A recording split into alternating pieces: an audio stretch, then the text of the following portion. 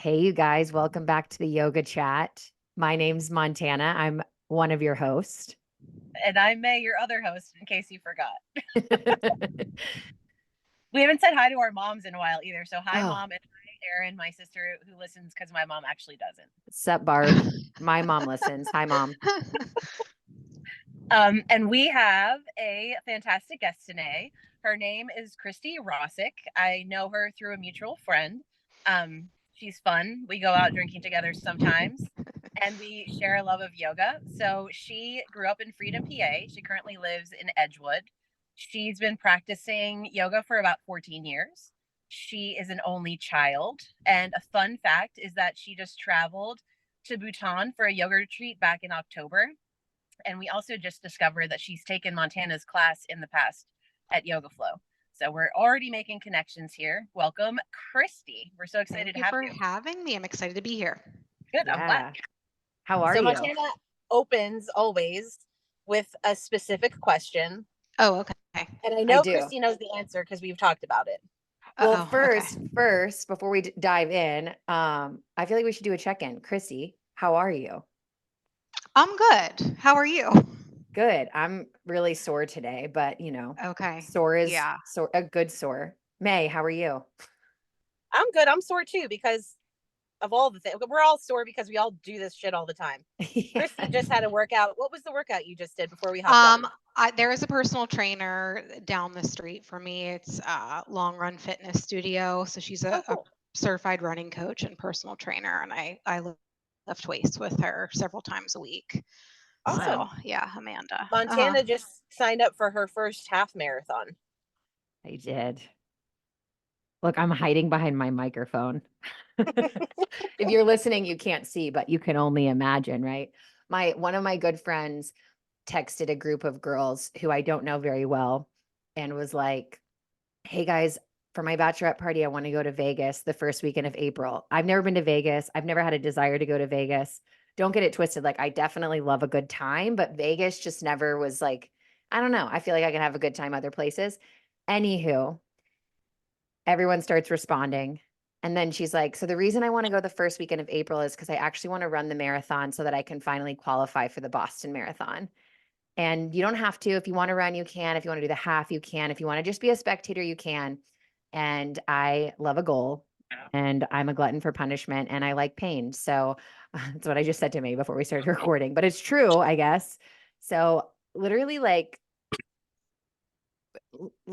I don't even want to say a year ago, like in August or September, if someone would have said to me, like, "Are you going to run a half marathon?" I would have been like, no, like, does a bear shit in the woods? Is that the saying? No, I would not, but I guess a bear does shit in the woods. Anywho, I'm going to my friend's bachelorette party, and that was like justification to spend money going to Vegas. So yeah, gonna run a half marathon. So I ran my long run today, and my body feels like I'm about 95 years old, but in a good way, I guess.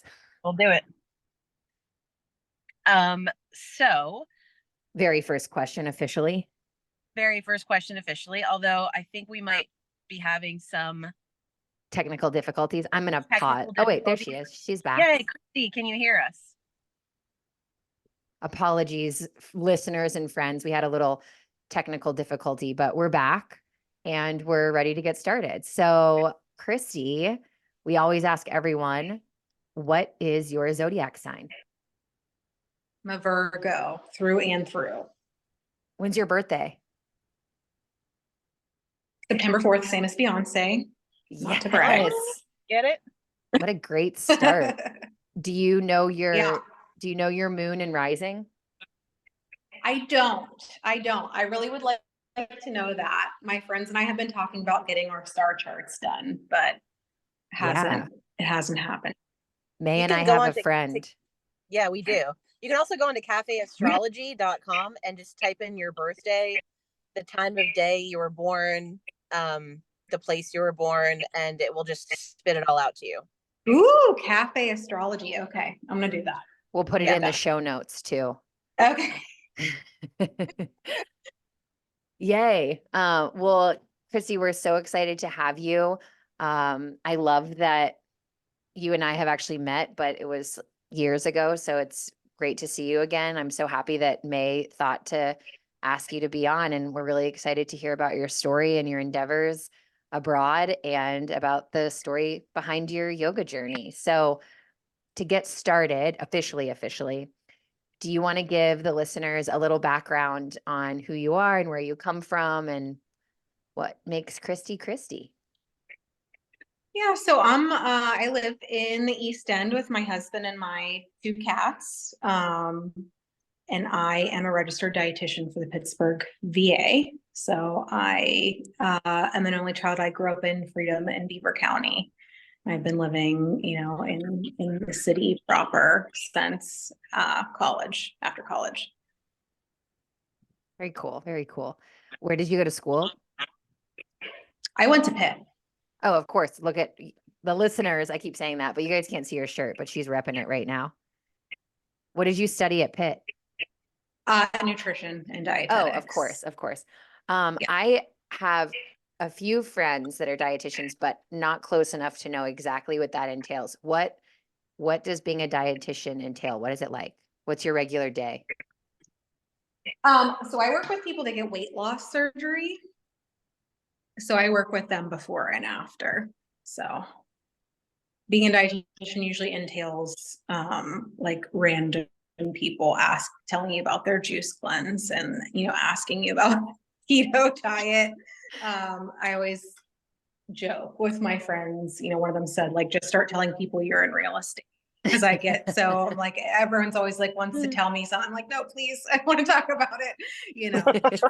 I was in Denver over the weekend and like unprovoked, this guy like, I'm intermittent fasting. And I was like, can he see it on me? Like, I was like, okay.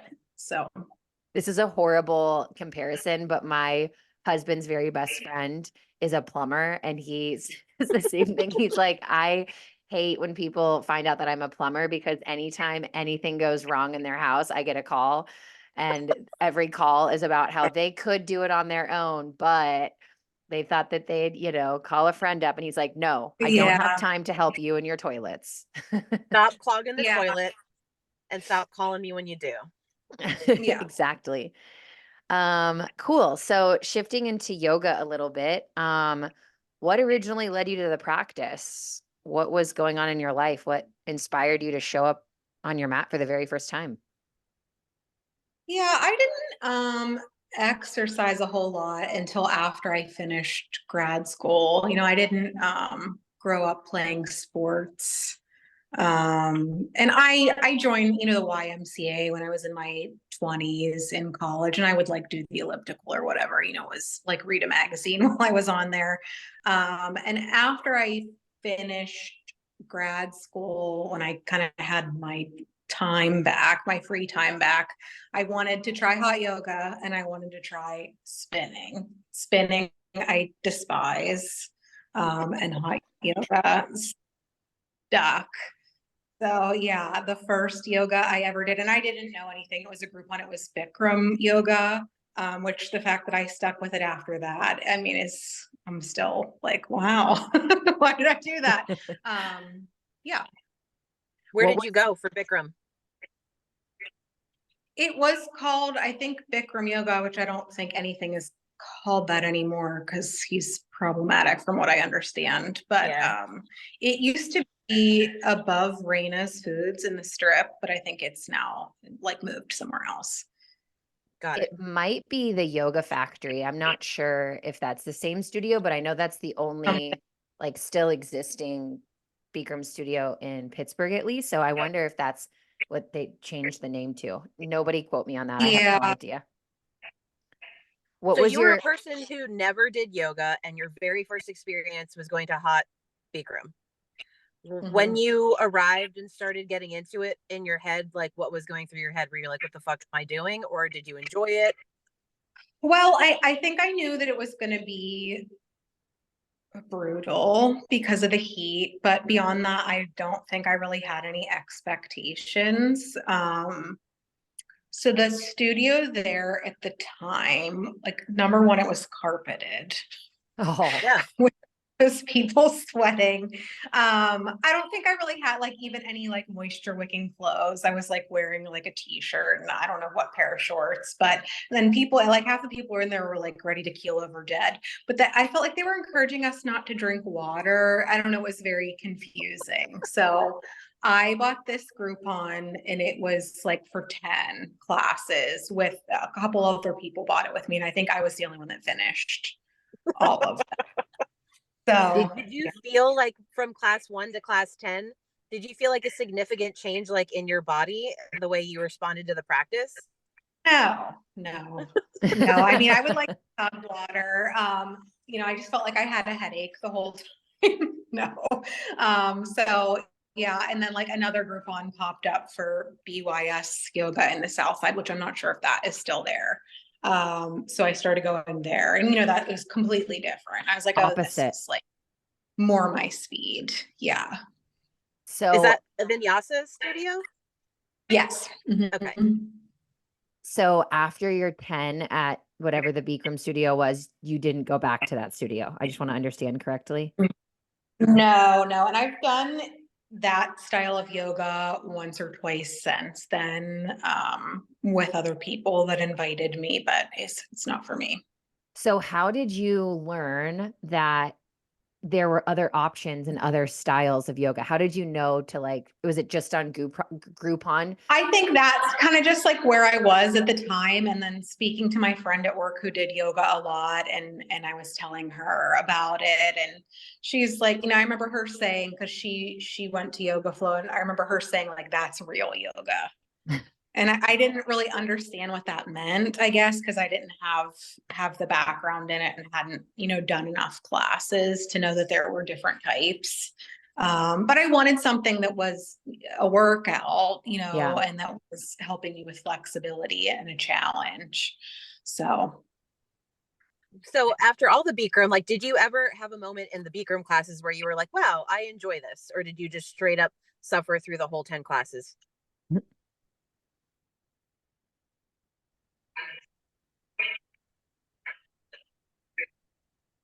yeah, I ever enjoyed it. I wanted to finish it.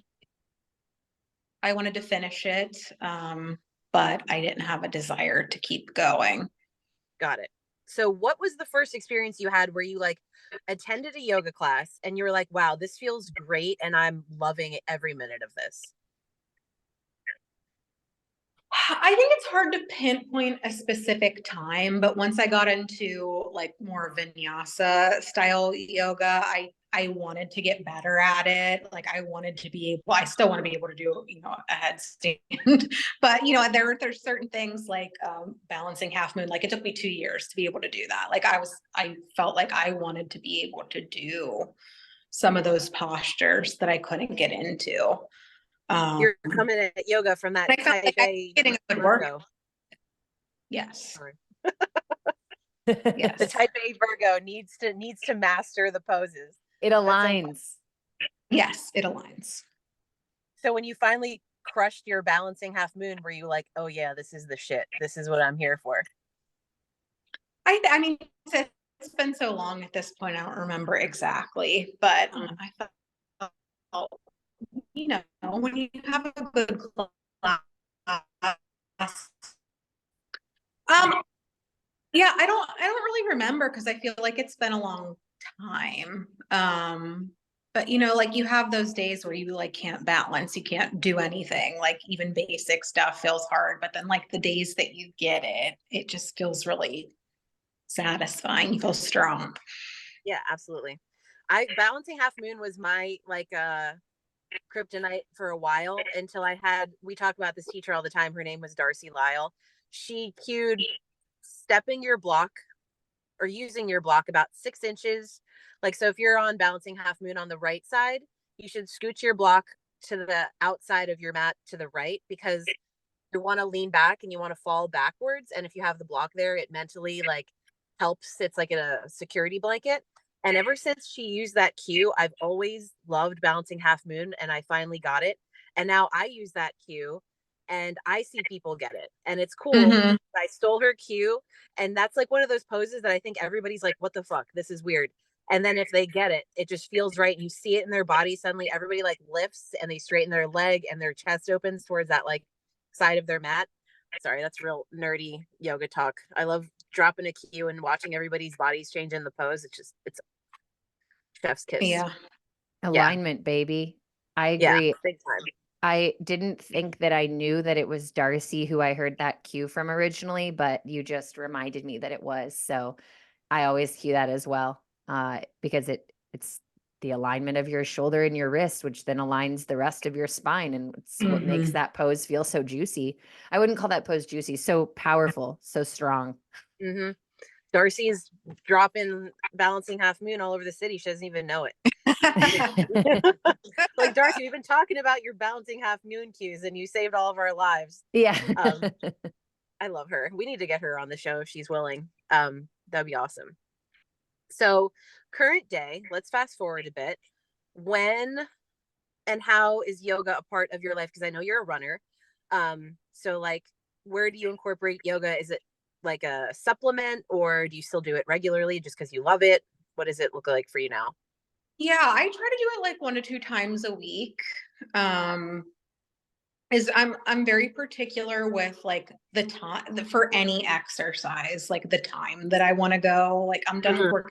If I can't go at 4:30, like I'm not doing it. So now like Yoga Flow doesn't have those 4:30 classes anymore in Shady Side. And then I only like certain teachers too. So, I usually typically go Sunday mornings at 9.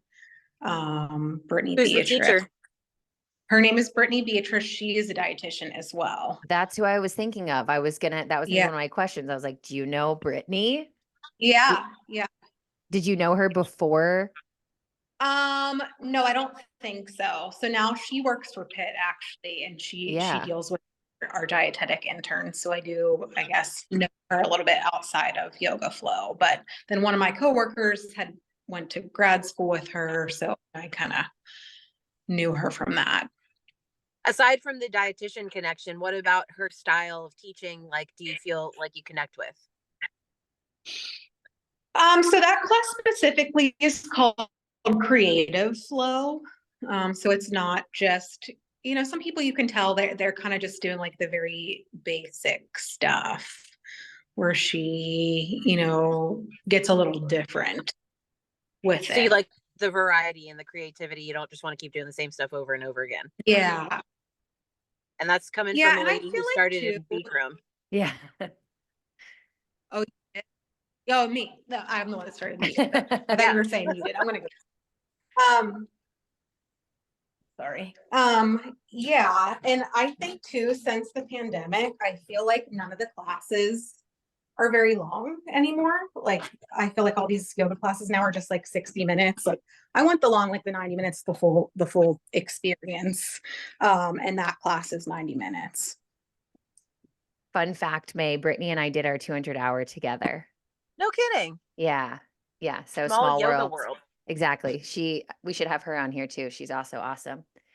So at what point did you notice that like this yoga thing, because obviously from what we're hearing, like it started as, and continues to be, because it is for everyone, a modality for fitness.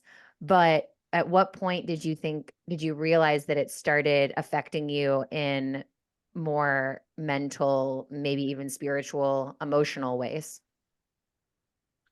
I think for me, so one of the ladies on my trip to Bhutan, she was like, yoga has taught me self-love and to take time for myself. And I was like, well, I'm an only child without children. I take time for myself constantly. For me, yoga, I think it has taught me to, you need to keep the ego in check, like especially when there are certain postures that you can't do and you're like, all these other people are doing it, why can't I do it? And that understanding of, it's a practice. You're not here to be perfect. You constantly have to work at it. And there's some days you're just not going to be able to do things. And some days you're going to be great at it. Preach. And those days that you feel like you're not good at it, or those days where you show up on your mat and you're like a wobbly pile of jello, you still have to be kind to yourself and you get through it and you realize it's not like a reflection of your self-worth or how good you are or how bad you are at doing yoga. I love Mhm. when people say that, because I think a lot of people approach yoga with that fitness mentality, and because it's a great workout and it feels good and you sweat and it feels really good physically. And then I think the people that approach it as a workout, they want to like master it on day one. They want to like sink the Mhm. lowest in the chair they can, or they want to stand on their head. And then it's cool to be humbled immediately and be like, okay, this isn't ever going to happen in the way that I want it to. And I have to be okay with that. And then they keep showing up. And I love like when people come and they're just like, this bind, I like interlace my fingers behind my back. And 2 months ago, it just stayed there. I couldn't move any further. And today I folded forward and my hands peeled like 2 inches away. And it's like, doesn't seem like a big deal, but it is, Mhm. because you feel that difference. And you know that like the consistency of showing up is actually changing you. And it's not like this big grandiose way of looking perfect, but you feel the differences. And I think those are like those tiny little, um, like aha moments where people are like, oh, this is really like my body is changing. And that's enough. I love that. Yeah. I think too why that's so powerful is because it's a metaphor for life off the mat as well, right? Like you're not always going to be perfect. You're going to stumble. Things are going to be hard. You're going to be looking at other people who are showing their highlight reels and it looks like it's so Yeah. easy for them and they're getting it and why am I not? And to be able to then get through that and those inevitable challenges, which then ultimately give us the opportunity to grow and become better. And then we're able to look back at some point and be like, look at the progress that I've experienced and look how far I've come, whether it's doing that bind, right? Or like being able to sit at a red light and not pick up your phone and scroll through Instagram or get pissed off that the person in front of you at the grocery store is, wanting different tomatoes and they're taking longer than they should. That's Mhm. and that's why I think that like of course we're working our physical bodies and I think this goes for any type of workout, honestly. Like, of course, we're getting better physically, but we're also training our minds to get better on this in the sense of like, this thing's really hard, right? But instead of giving up, I'm going to be where I'm at today and Mhm. trust that eventually I'll be where I want to go. And yeah, I think that's not to say that I just squeeze the juice, but I think that's the juice of yoga. It Right. is. It's I like think putting when you're yourself doing, in. Sorry, go yeah, ahead. I think when you're doing any kind of challenging workout, you really can't think about anything else but what you're doing. So you do get that mental timeout from Mhm. the rest of your life. That is also the juice. When you are purposely putting yourself in a challenging situation that you're like Yeah. forced to focus on that exact moment, you are getting that break. And there aren't many of those to be had throughout the day. If you're a Mm. normal person existing in the world, having any 5 minute, 10-minute span where you're completely out of your head and just fully in your body, it really is like it makes a very big difference. And even I know you guys both run. I'm not a runner, but I love, my cycle classes and I love to go for walks. And like when you are just like out there, it's like a meditation on its own. You're just fully focused on what you're doing. And it's magical. If I didn't have that, I would be not a very happy person. Necessary. Yeah, it's so Yeah. necessary. Absolutely. Um, So go ahead. Sorry, go ahead, I was Nick. going to say, I want to hear about Bhutan. What made you decide to choose it? Because it's like, I was reading about it before we came on, and I found out that Bhutan was the last country to offer television to their Yeah. to their population. They don't have any traffic lights. It just seems like it's the best place you could ever go if you don't want to look at your fucking phone for like days. So why there? I know the travels to get there were wild. You went all by yourself, and that's Yeah. another thing. You're an only child, and my daughter's an only child, and I Oh, always felt guilty about it, and I still feel guilty about it. But you said something one of the first times we met that actually made me think of it in a different way. You were like, I'm an only child, so I feel completely comfortable doing things by myself. And I think Yeah. that's really cool because a lot of people really don't feel that way. They can't sit in a restaurant alone. They can't get on a Right. plane alone. They have to have a partner. And I would love to feel more comfortable doing things by myself. That said, let's go back. Why Bhutan? Like just from start to finish, tell Yeah, us. so I don't even really know how I found this. I feel like maybe I was served an Instagram ad for this company. I'm really obsessed with Iceland, and so I follow all these Iceland like travel sites, and Woot they woot. were offering a retreat there, and that like led me to their website, and I was like, oh, Bhutan, where is that? That sounds exotic. So I I knew it was in Asia, I knew it was a country, I guess, but I couldn't have pointed it out on a map. So last year I turned 40, and we were going. My dream trip has always been to go to the Galapagos Islands, and so my husband and I were planning that. And he was like, "We can't go for 2 weeks. It can't be 2 weeks." Um, and that also paired with last year at work, I hit my 15-year milestone, so I got an extra week of vacation. I was like, well, I could do both. Like, if you don't want to go to Galapagos for 2 weeks, I know this sounds very spoiled and privileged. Like, I'm going to do this Bhutan trip. He's like, you're not going to Bhutan. And I just decided, to book it. Hell yeah. Yeah, so doing something like that, I guess, is not for everyone. And, through talking to people, people that are strangers and like telling them what I did. Like the one woman said to me, like, I wouldn't even drive to Cranberry by myself, so I think it's probably the nuclear option, and maybe start with going to dinner by yourself or like staying in a hotel overnight. I've traveled by myself domestically, just for work. But never anything this big. But I am more of an experienced traveler. I plan all of our trips. I plan all of the travel. Very, type A Virgo dietitian when it comes to like that kind of stuff. So that part of it I wasn't concerned with. So yeah, I just decided like, that is not somewhere my husband would ever want to go. Bhutan, for me to get him to Europe is like a fist fight. So like either I go by myself or I don't go. Right. Like I'm 40, I think in some ways the clock is ticking. I hope I live a long and healthy life, but you never know what could happen. Like why wait until I'm 65 and I have a bad knee and I can't go. You know what I mean? So Yeah. I love that being 65 automatically comes with a bad knee. Just without a doubt.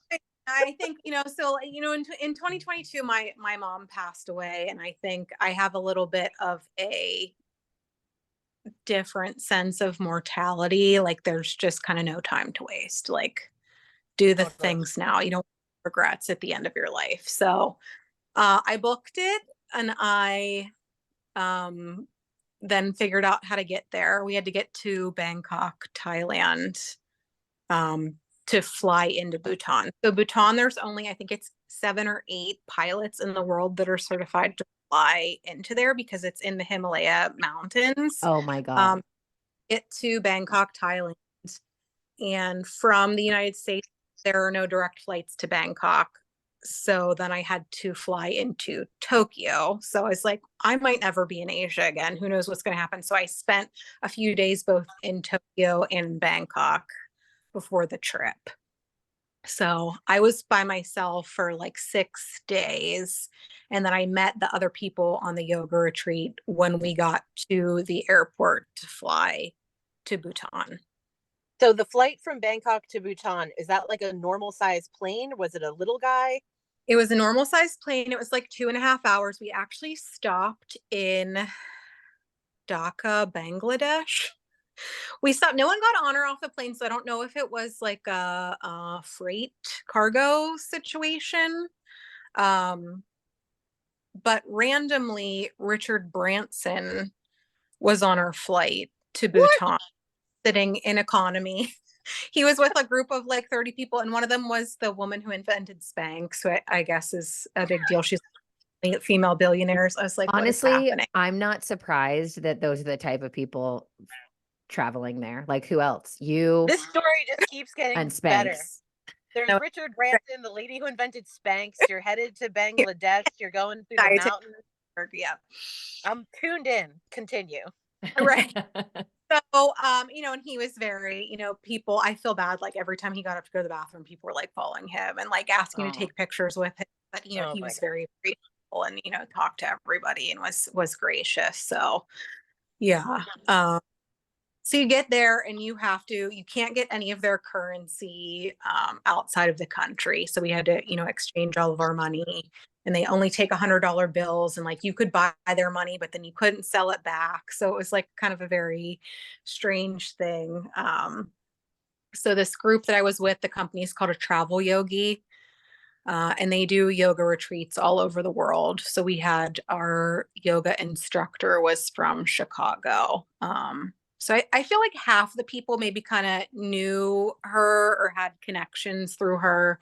And then the other half was all solo travelers. So I turned 40 last year, and then three of the other people on the group also turned 40. One of them turned 40 on the actual trip. So it was, the midlife crisis Wow. world tour, I was calling it. So like, you didn't know anybody, and nobody like. So okay, I have so many questions. You landed there. You exchanged your money. Like, what's the first order of business? Like, do you get on a horse and buggy and like go up the side of a mountain? Yeah, This is so what I'm picturing. yeah, you have to go with a local guide. In Bhutan, they really want to control tourism because they don't want their culture getting diluted. They don't want to become overly westernized. So you can't just go there, and backpack or anything like that. So you have to go through a company, and the was my Bhutan. And so we had two local Bhutanese guides with us who were fantastic. They were so amazing. And then we had a driver, and then someone that like they put all of our luggage, in a pickup truck and like strapped a tarp over it, and they would take our luggage, from place to place. So the four of them were with us the whole time, and they were such a great part of the trip because they were so kind and really spent a lot of time with us and explaining, their culture. Buddhism, I really didn't know very much about at all. So, they really spent a lot of time with us in that way. Like whatever questions we had, they were great about helping us. What did a typical day look like? Like, where did you stay? Did you wake up and like?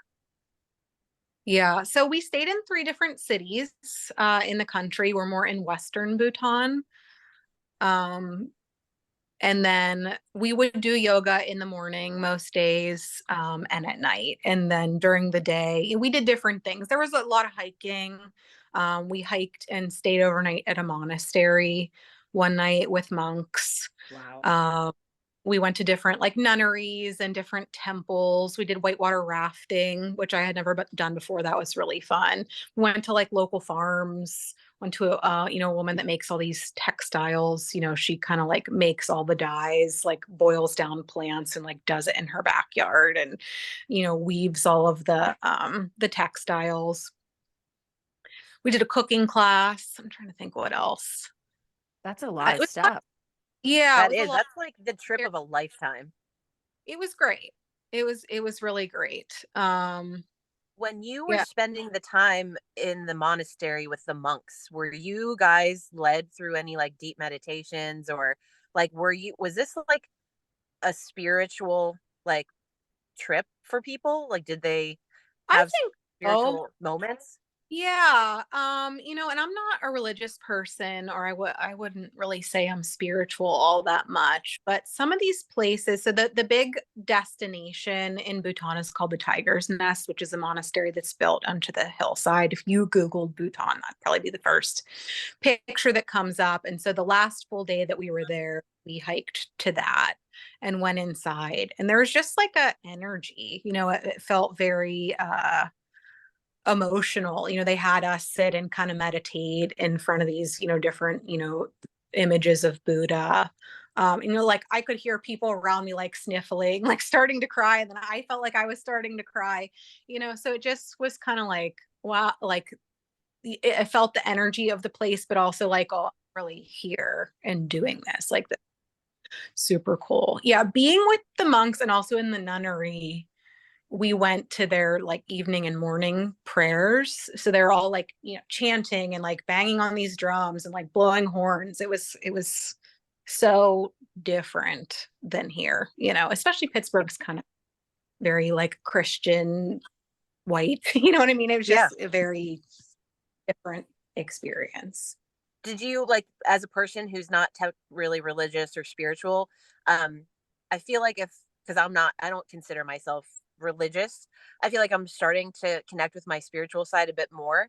But I kind of envision that scenario being very overwhelming in like a beautiful way, where like you don't know what's happening, you're not used to it, it's so different and exotic, and also just like the beliefs and like the passion of the people around you banging on the drums and chanting. Like, I just feel like that type of energy is so contagious. Like, did you just feel the vibrations in your body?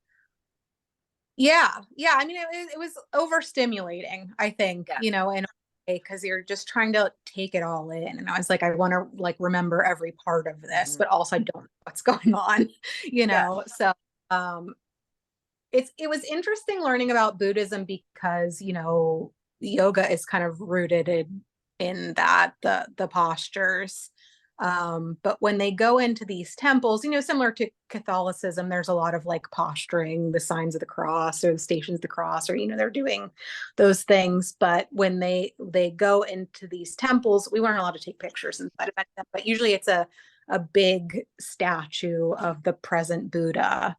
But they do this like symbol. I'm holding my phone with one hand, but it's almost like a sun salutation, which is interesting, where they're like, you're getting rid of your bad thoughts, getting rid of your bad words, and you're kind of opening your heart, and then they bow down on the floor, and you do that so many times.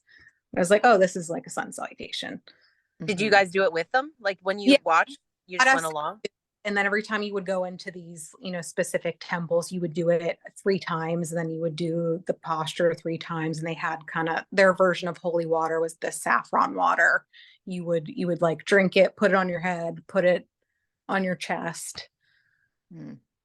That's So fascinating. I think it's really cool too that like, even though, and it's not good, bad, right, wrong, whatever, it just is what it is. And even though you don't consider yourself to be like a religious or spiritual person, that in the midst of people doing that out of their religion or spirituality, that you are able to undoubtedly feel the energy around it, almost to the point of, it affecting you to almost to tears, which I think is just so amazing and so powerful. And I think that's a perfect explanation as to like why people are religious or spiritual, because, they feel those things and they utilize their religion or spirituality to get closer to that sort of like energy or feeling or, you know, act of being brought to tears. It's like, honestly, I don't know if you've listened to any of our episodes, but I've mentioned more than once how much I love to cry. So if something brings me to tears, like for better or for worse, I'm like, yep, where do I sign? Winning. Oh, see, I hate to cry. Got it. Why did I have a feeling that you didn't like to cry, Virgo? I hate to cry. Yeah, I always say I only cry alone in shame. People are always like, I love a good cry. Like, I feel like shit. Like when you've taken a nap that's too long and you wake up like disoriented and angry and shoving food into your face. Like, that's how I feel when I cry. It's actually a really good explanation. It is. So I didn't in that moment when I would get emotional in these places, because I wanted to, let myself have the full experience and feel the feelings. And it wasn't like else was laughing and I was crying, everybody was kind of feeling the same way. You just made me think of something. I went on a retreat actually to Iceland last year, and I we were doing a little bit of journaling after the yoga class, and I should look at it, but I wrote something along the lines, the teacher said something like, what is something that you like, something along the lines, but way more eloquent, like, what do you want to do this week? And I literally, being a crier, wrote like, if I catch myself wanting to cry, I want to make sure that I don't hold that back. I actually like wrote that down. And there were multiple times where I felt like crying and I would hold myself back. I think not because I didn't want to cry, but because I was around a bunch of people that I didn't know. And I was just like, I don't want them to think that I'm fucking crazy, even though they can clearly already tell. But we went whale watching, and we were on this boat with all these people, and the people on the retreat split up. So some of the people went horseback riding and I went whale watching. And honestly, like, I wanted to go horseback riding, but the person that I was with didn't want to do that. And I kind of felt like obligated to go to the whale watching, which ended up being amazing. And I was like, everything happens divinely. So there was probably like 5 or 6 of us, like part of the group on this boat with all these other people. And by the time we actually got out of the fjord, and I almost said the pilot, what are they called on boats? Why can't I think of it? Captain. Thank you. The Captain. captain. Jesus I'm Christ. the captain now. I'm the captain now. The captain, once we got out and we stopped and the captain was like telling us, where to look for the whales or whatever, I found myself next to this man who I assume was from England because of his accent.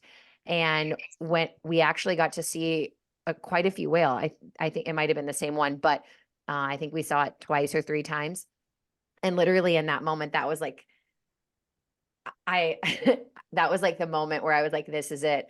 This is where I want to cry and I am not going to hold back. And so I'm literally like frozen on this boat next to this very nice man who was like making sure I was okay. And I was just like, no, I'm great. I just told myself that I would let myself cry and there's a whale and I'm alone and I'm so happy. Yeah. Anyways, so yeah, but yeah, it was amazing. I honestly feel like crying thinking about it. I'm so inspired by your story. I absolutely freaking love to travel, and that's like that's like my number one goal in life. It always has been since I was a little kid. I've traveled alone multiple times. I can't get enough of it. If people want to join me, great. I honestly like it both ways. I think there's pros and cons to both. I got to go to Israel alone, to Tel Aviv in college, which was just insane. And then this past year, I met friends along the way, but I traveled to different places in Europe alone. And it's, there's just nothing, I don't know. There's nothing better than exploring and being an adventure. Yeah. And like you said, like how different it is. And it reminds me of how small I am, but how impactful we can still be as like tiny little individuals. And by going around and experiencing other parts of the world and other cultures, then you can come back to your like little part and help people remember, even without going, that like we are so small, which is great, but like we're small. We are so tiny. And yeah, I'm excited. Now you're getting me excited for more travel. Yeah. And especially, coming off the pandemic where, someone Yes.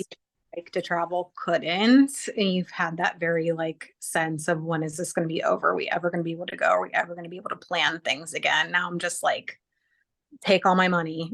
Yeah, This is what I'm 100%. doing, use every single vacation day I can.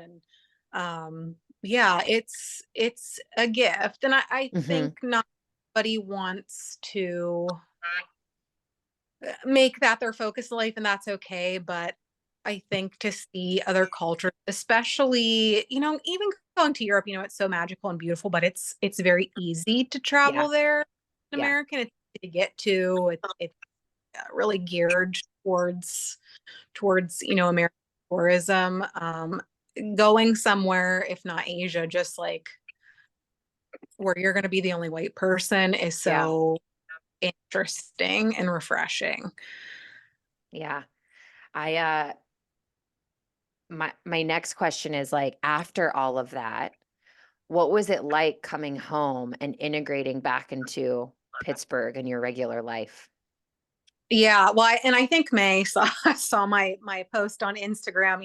First thing I I got just home thought on of. a Monday, and I took Tuesday off of work, because the time changed just to recover, and so I was driving to Trader Joe's on Penn Avenue, and just like the traffic, even during the day, and like trying to park there, I just like felt enraged. Yeah. And so I have the meme. It's like a picture of Buddha, and it says, "Try not to be a cunt." And I was like, this is the Zen is leaving my body immediately upon return. It's all gone. So it was There are great. traffic lights in Pittsburgh. Yeah, yeah. I mean, it was like back to reality. It's like I never left. But I was so excited to talk about it and tell everyone about Yeah. it. And I think Bhutan is somewhere everyone should go once. Yeah. Keep it in What was- mind. What was if you had to pick like one thing above the rest, what was like, maybe not your most favorite thing, but like, what was the number one thing that just like awed you? Like, I cannot believe that this is a thing. Awed me. I mean, there were a lot. I mean, my favorite day was definitely when we hiked to the Tiger's Nest Monastery. An interesting thing about Bhutan, I'd say probably the most unique thing. So, they only got TV in the 90s. It's very tourism is restricted. There's all these signs like no pornography, the airport. But there is a religious figure there that they worship called the Divine Madman that had a very unique way of spreading the word of Buddhism through drinking and fornication. And he helped all these infertile couples have children by sleeping with the women. So there's a big temple to him there. It's a fertility temple that people go to, if they're having problems conceiving, but also have their babies named. But at the temple, if you want to do the ceremony, there's this enormous wooden phallus you have to carry around in the temple. And then one of the monks, like bops you on the head with it. And so all over Bhutan, it's like all these dick pics everywhere, just like pictures of penises What? all over the place. Yeah. And so they have all these like Spiritual penises. Right. Yeah. The restaurant was called like Phallus Palates, or like restaurant and cum bar. I think cum there means cum means like come inside or welcome. You know what I mean? But it's like all this like imagery of dicks in this very like peaceful, pure place. Well, dude, I'm so happy I just asked that question because I would have never expected you to say that. Yeah. Yeah. Fun fact about Bhutan. Thing. They Yeah. haven't watched TV for many years. Right. One of the guys, when we went to this temple, I was like, have people's views on him changed at all? Some kind of sounds like he was maybe abusing his position. And they were like, oh no, like, people thought it was weird when he first started doing it, but now this is just like a thing. You come here and you get your Is he still No, alive? way, way, way Okay. back. Okay. I just had a question and I lost it. So the yoga teacher there, at least the person that was teaching yoga, was from Chicago. So I'm gonna assume that the yoga was more familiar than not. Was it Yeah, vinyasa? it was pretty gentle. It was more like yin style yoga, and it said no yoga experience required. When you signed up, and so I kind of assumed that it would be that way. And then, she said, the travel to get there was so extreme, and then it's high elevation there. And she said, I don't want you leaving here depleted. Yeah. I want you to feel full, so it was pretty gentle. And, we were doing all this hiking. So I think that was good. We were so busy every day. A lot of their toilets in the public places were like squat toilet where it's just a hole in the ground. And I was like, oh, I'm really glad we spent all that time opening our hips this morning because I have to get really low over this and feel over myself. But That's hilarious. Do you have any plans, if not plans, any desired next destinations that you're thinking about? oh, my dance card is full all of 2024. I have to pick all of my vacation kind of a year in advance for my job. So Oh, okay. I am going on another yoga retreat, actually with Amazing Yoga, to Peru in October. So I'm pumped about that. Peru's been high on my bucket list. And then my husband and I are going to a very small island in the Bahamas next month. We're celebrating our 10-year wedding anniversary early. Congrats. And then we're doing Spain in June. Yes. Hell Yeah. yes. If I can squeeze in more trips, I will. I love you. Yeah. Are you You gonna are hike my up people. to Machu Picchu when you go to Peru? Is that part of the Yeah. trip? Yeah, we're gonna do Machu Picchu. So I probably will go a week ahead of the yoga retreat. So the yoga retreat, this is gonna be, I think, pretty different as compared to the one in Bhutan. We're gonna be in the same place the whole time. The travel yogi, which I'm very type A when it comes to certain things. They gave you an app every day. It was like 6 a.m., 8 a.m. And that's my wheelhouse. This is just like, here's a list of 3 things that we'll do during the week and like no other information. I was like, oh God. So I think probably that will be more a yoga focus than a cultural focus. Mhm. But then I'm gonna go, early with my friend and see some more of the country. Well, maybe someday, if and when Not the yoga if. chat, not if, when the yoga chat hosts the yoga retreat somewhere, maybe you Absolutely. can attend. Absolutely. It's happening. It's just a matter of when, but it is happening. The Yeah. ball is rolling, people. Yeah. All right. Well, is there anything else? I feel like we touched on a lot, but I also don't want to miss anything. If there's anything else specific that you want to share about that experience. I mean, I think, travel isn't always perfect and it's not always easy. There's definitely a difference between a beach vacation and doing something like that, Yeah. and both are good. Both are good things to have. So, I think even when things don't go perfectly, there is still joy in that experience. A lot of, especially the first part of the trip when I was by myself in Tokyo and Bangkok, you're making every decision on your own. There's not another set of eyes there to like find things if things go wrong. But it was still, even though it was stressful at times, it was still a beautiful experience. And it does make you stronger and grow as a person to do those things on your own and also experience these other cultures. So yeah. Totally. Yeah, that's a great reminder. Absolutely. So, our last question that we always ask everyone, do you think yoga can change the world since you've seen so much of it? Yes or no, and why? Yeah, definitely. And anytime you are taking time for yourself and time to make yourself healthier physically, mentally, spiritually, that's really important. I think especially as women, you try to put everyone else first, your family, your kids, and it's really important. Again, this is from an only child without children to take that time for yourself. You have to be healthy and whole if you want anything else to go right. So That take, is the juice. Freshly yeah, squeezed. Please. that time for yourself. It's not selfish. It's really important. Healthy and Yeah. whole. That's the really beautiful way to put it. Yeah. It's imperative, right? If you want to continue to give to the people in your life, you got to give to yourself. It's cliche, but it's true and it's oftentimes forgotten. So, Yeah. The yoga instructor on the trip said more than once, you can't fill from an empty cup. So so true. yeah. So we just started this last episode where we read, or I read, I guess, I have this book. It's called The Angel Number Book by Mystic Michaela. And I love her. She's an aura reader. And so last episode, we decided to read each person, whatever their number is of that episode, the little message.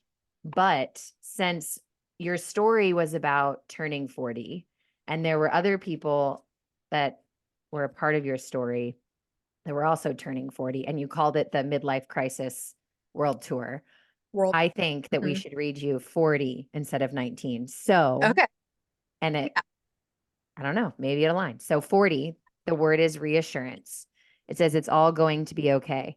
The choices you've made, the place you are presently, and the direction you are going are all angel approved. Your soul journey is happening just as planned. Practice a grounding exercise today and anytime you feel out of wits. Sit out in the sun. I just paused because we don't have that in Pittsburgh right now. And place your bare feet. With sunscreen. Yeah, with sunscreen. Stand out in the sun with sunscreen and place your bare feet on the earth or take a salt bath, whatever feels best. Reassurance. That's 40. Looks like this. So, yeah. What I'm at, I should book another solo 100%. vacation. 100%. I feel And reassured. maybe your next solo vacation is the yoga chat retreat. There you go. So we'll keep you TBD posted. We'll keep all of you posted because it's happening, but there are 0 solidified plans yet. So just help us manifest that shit. It's happening. It's happening. It's happening. Well, Christie, thank you so much for spending your evening with us. It was a treat getting to hear your story. You're amazing. I can't wait to meet you in person. That is also happening. So Meg, get us together. And I hope to see you at the yoga studio, if not before then. Yeah. Thank you. For Thank sure. you. Thank you. Thank you, Christy. It was fun as always, and I'm sure I'll see you soon for drinks Yeah. with the gal. Yes, for sure. Cool. All right. Thanks, guys. Good night. Peace. Bye.